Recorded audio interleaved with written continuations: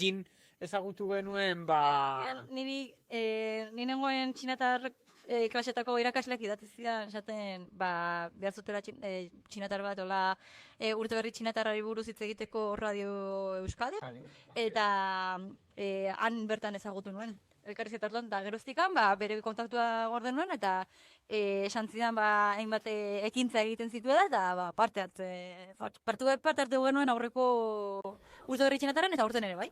hori da. Eta bide batez, esan zigun urtero Txinako bidai bat egiten zutela antolatua, eta bueno, ikusi genuenean gure gurtegiak ematen zuela, Urteko uztailan txinara joan ginen. 15 egun, ikusi genuen Pekin, Xi'an, gainera berak ekarri zigun gida bat, eta bueno, gainera azaldu zizkigun gauza asko, eta hori. Nola ez, badakit nik TikToken ikusita da horrela, eta interneten, txinan dagoela orain modan, jaztea, hanfu deitzen den traje tradizionalaz, eta nik eraman nunara nire hanfua, eta ere bai erosin dituen beste hainbat traje.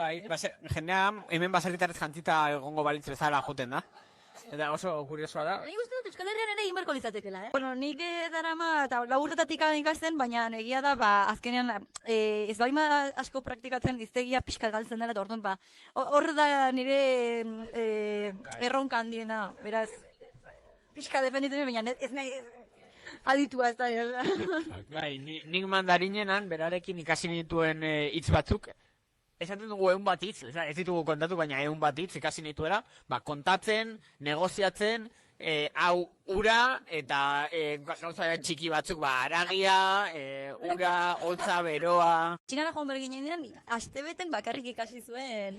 Batetik egunera minimo, kontatzen, agurtzen, bere burua aurkezten, eta denetik. Adina esaten, eta gero hango umeekin izketan eta egil ginen.